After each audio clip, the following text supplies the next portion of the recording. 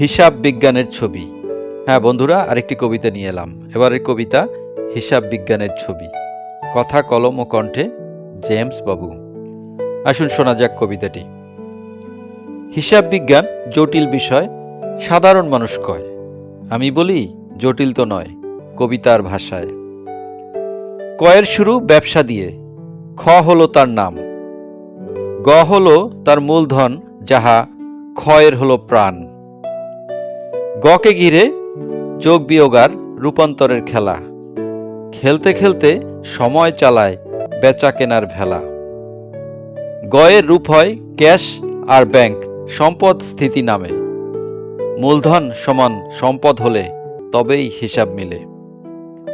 মূলধনটা কমে বাড়ে নেট প্রফিটের জেরে, আয় ব্যয় হিসাব সেই খেলাটাই করেন ঘুরে ফিরে।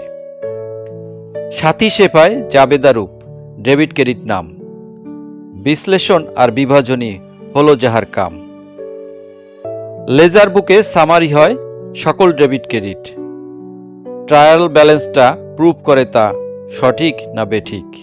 সময় সম্পদ ব্যবহারে সম্পদ বাড়ে কমে, সময় শেষে উপহার পায় নেট প্রফিটের ঘরে। এবার আসি দায়ের কথায়, লোন আর বাকি নিয়ে অনুষঙ্গ মূলধনে তার বিচার বিশ্লেষণ দিয়ে।